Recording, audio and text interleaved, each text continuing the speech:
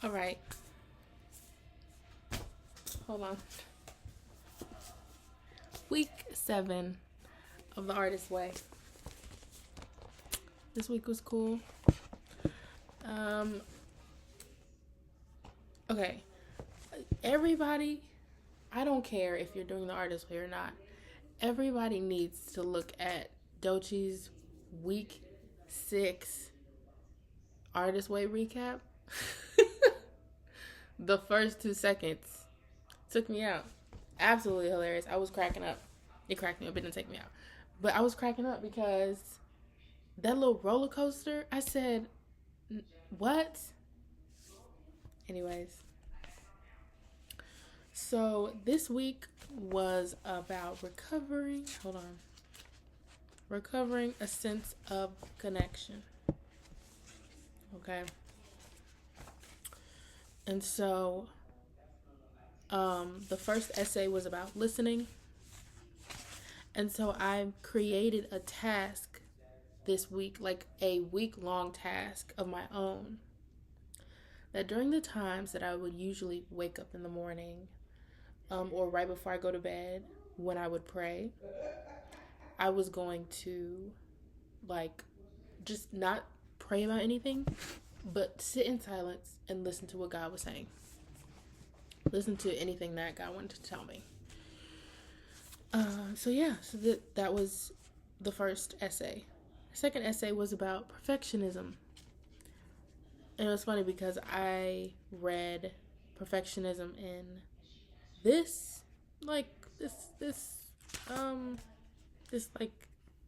preparation, I just started Legendborn. But Selwyn. uh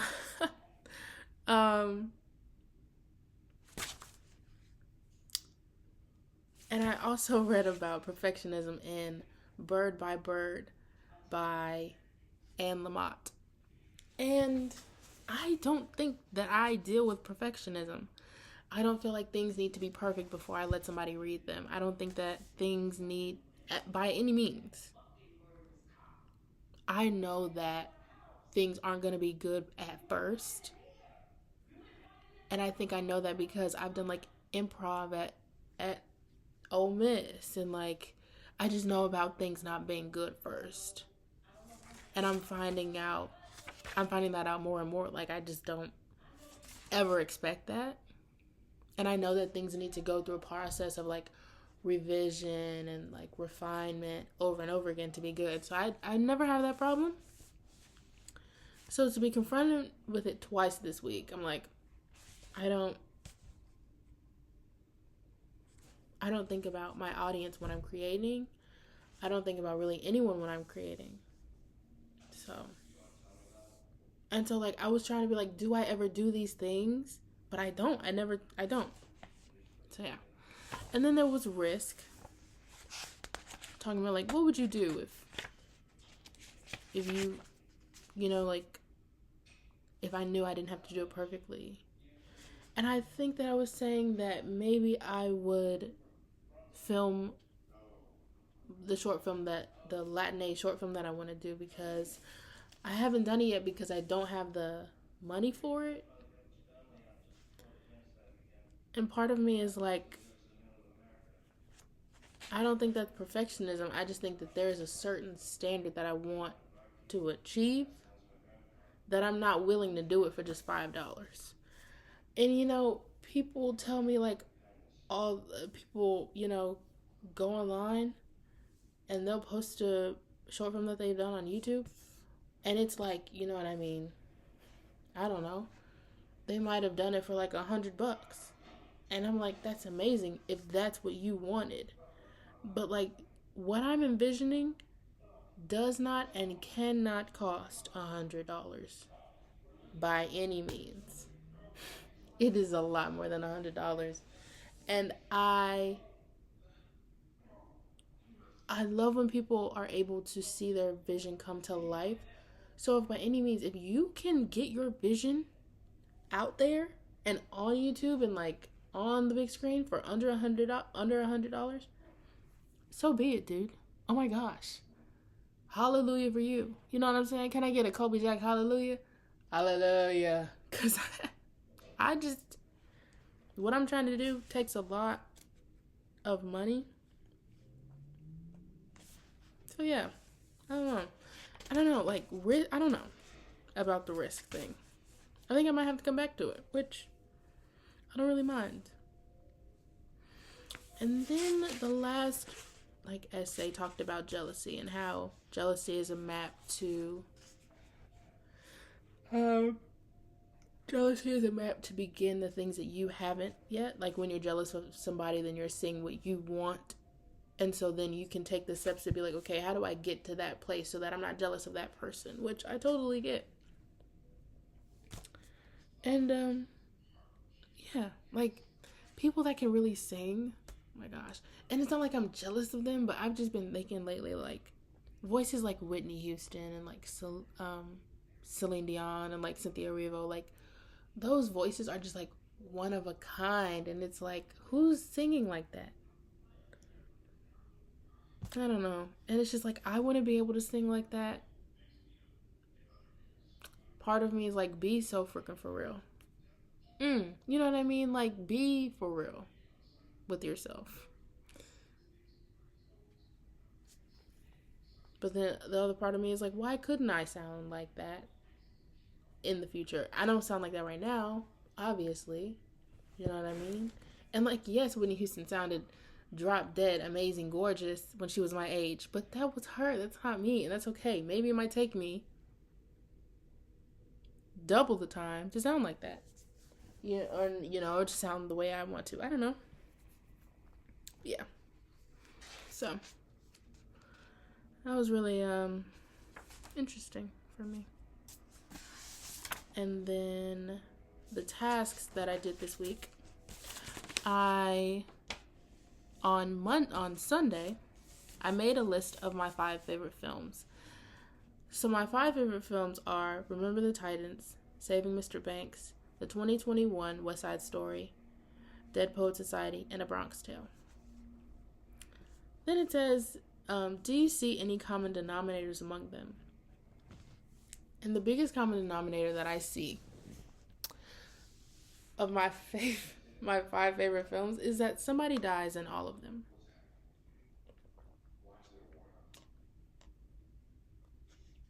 Like, why is that a common denominator? We should talk about this. You know what I mean? Like, I don't know.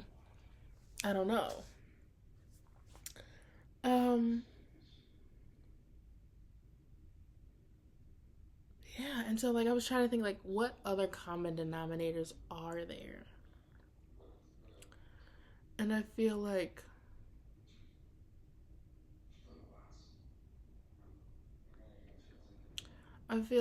all, like, there's not, like, a common denominator, but I feel like Remember the Titans, West Side Story, Dead Poets Society, and A Bronx Tale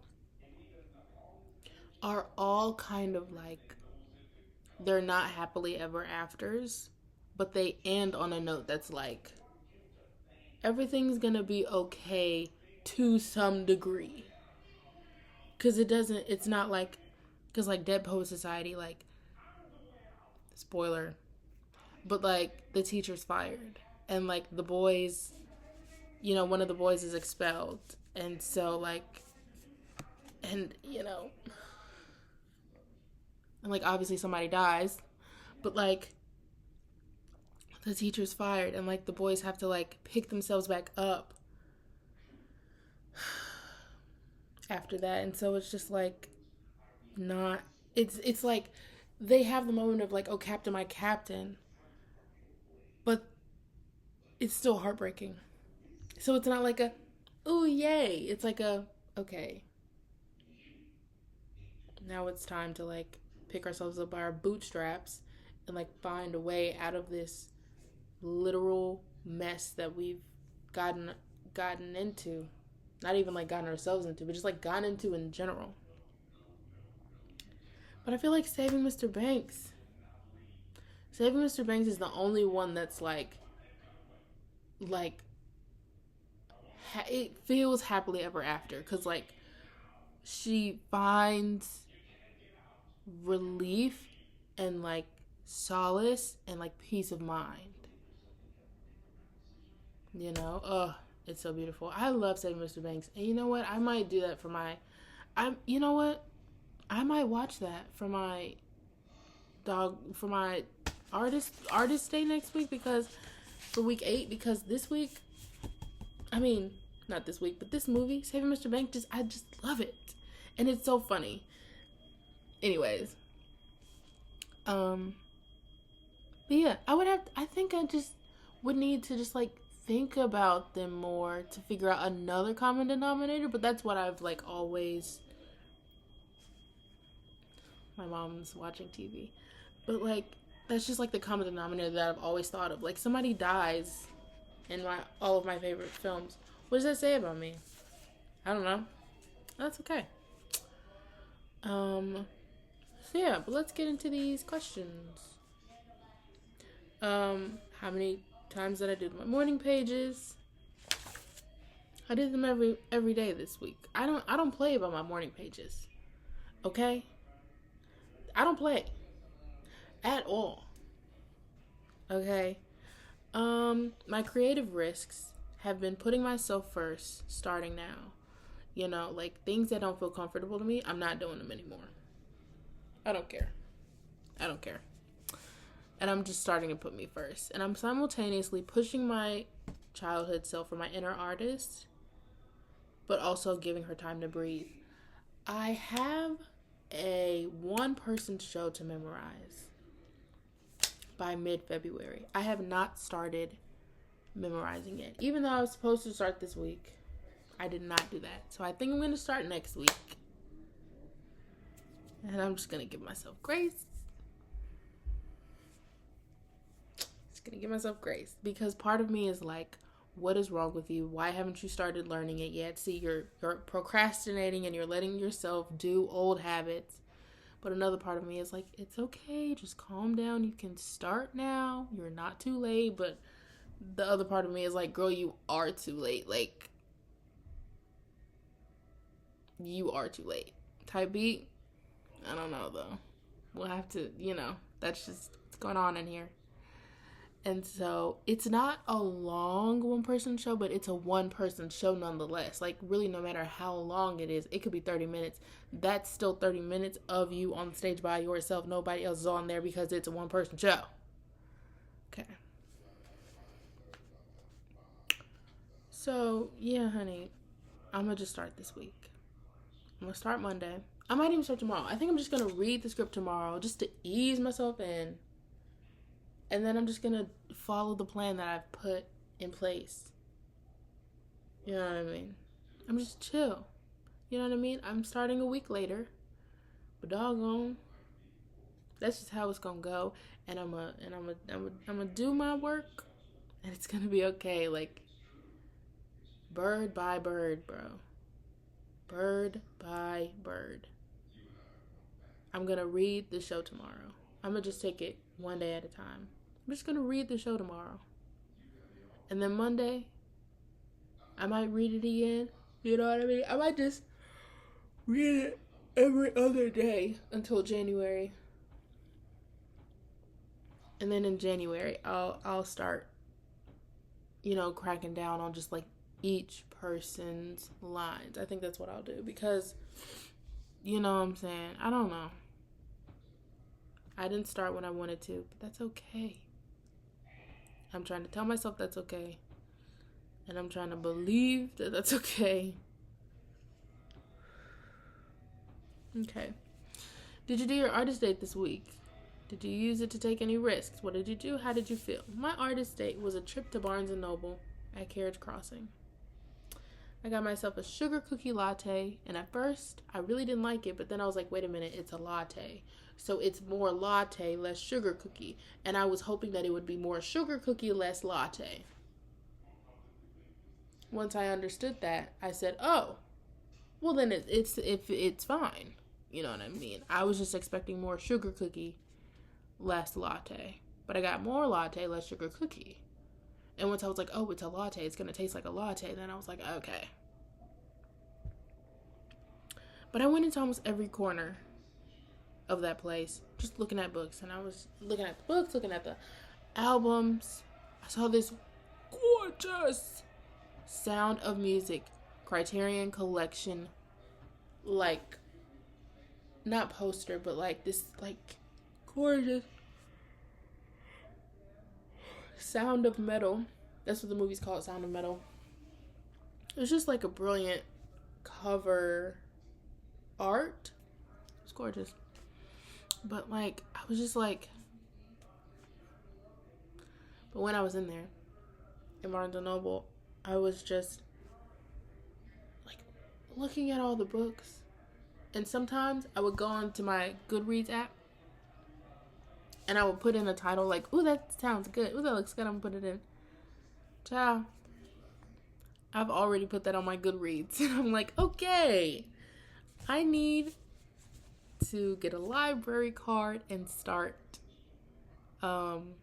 marking off, reading books from my Goodreads TBR, because it's like over 1,500 books, and that is insane. But it was just so nice, and I was whispering as if I was in a library when I would see a book that I would want to. I would see a book that I thought looked really beautiful, like with cover art. There were so many books that had 75th anniversary covers and hardback versions, and I would just whisper and say, oh my gosh, it's so beautiful, as if I was in a library or something. And I just love that, because I feel Barnes & Noble is so sacred to me, and just a place with so many books feels sacred to me, so it felt good. Now, on to number 3.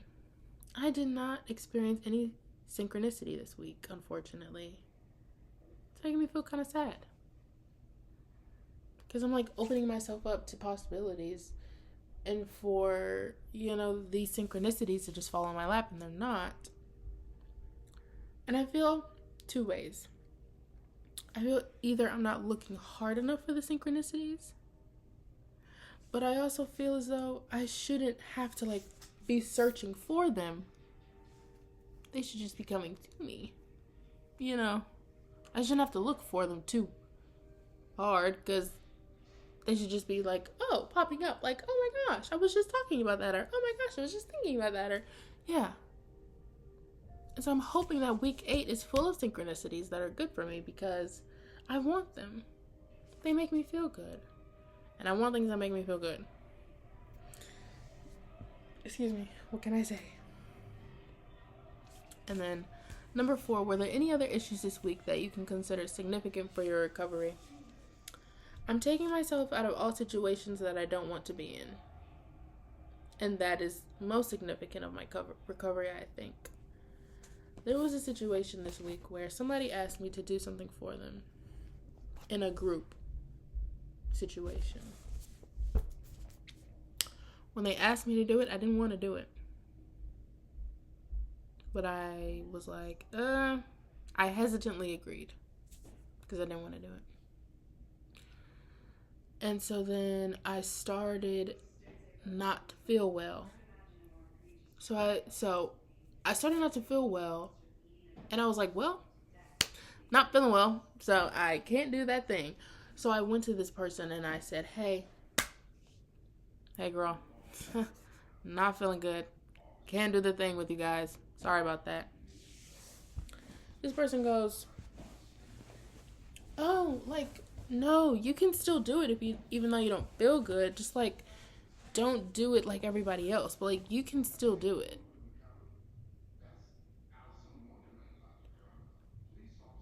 What about me not feeling well do you not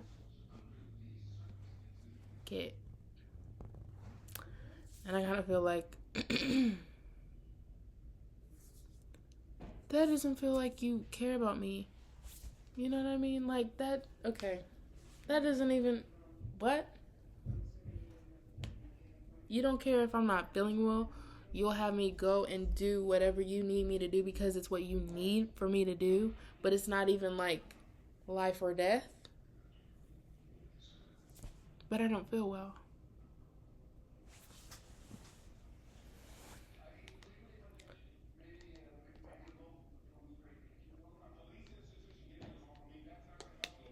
Okay.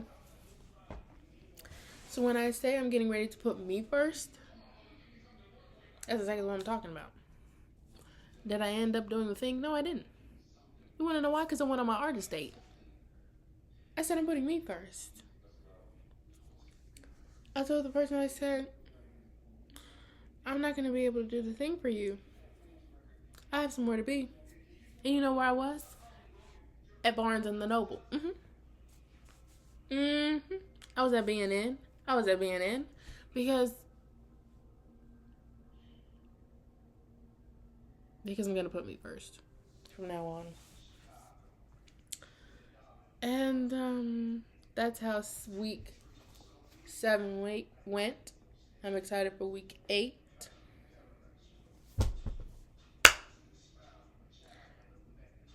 So yeah, when I check in again, it will have been Christmas and everything, and so that's probably cool. And there are a lot of things that I'm hoping that will happen financially and stuff like that throughout this week and in the coming month. So like, you know what I mean? These next few weeks should be like a whole bunch of stuff should be happening, just back to back to back to back to back. And from what I understand, Amos 9:13 through 15 is back to back to back to back to back. Look at the Message version. Yeah. For the people that understand what I'm talking about. So, hopefully, these next few weeks feel like Amos 9:13 through 15. Need that bad. But yeah. I'm finna go look at Doechii. Because she's gonna make me feel so good. And I'm gonna make me a sloppy joe with some sourdough toasted bread. I'm gonna have some leftover fries, and I'm gonna read the rest of this. And you know what? I'm gonna just put this out there. Somebody that I met this year, I call him Cell, which comes in handy with the story. But I call him Cell. And he was reading this book earlier this year, and he was like, I have casted you as the main character, the girl on the cover. Okay. Can you hear? I've casted you as her. You are her. When I am reading the book, I see her. And so I'm like reading it now. And if they were to do a TV show or a movie, I think I'd want to do it. I haven't finished the series yet, but you know what I mean? I feel like yeah, like I'll let you guys know if I like it or not, or I'll let you guys know what happens, cause yeah, I'm literally like 50 pages in, 56, 55 pages in. I don't know, but yeah, I'll see. To be continued.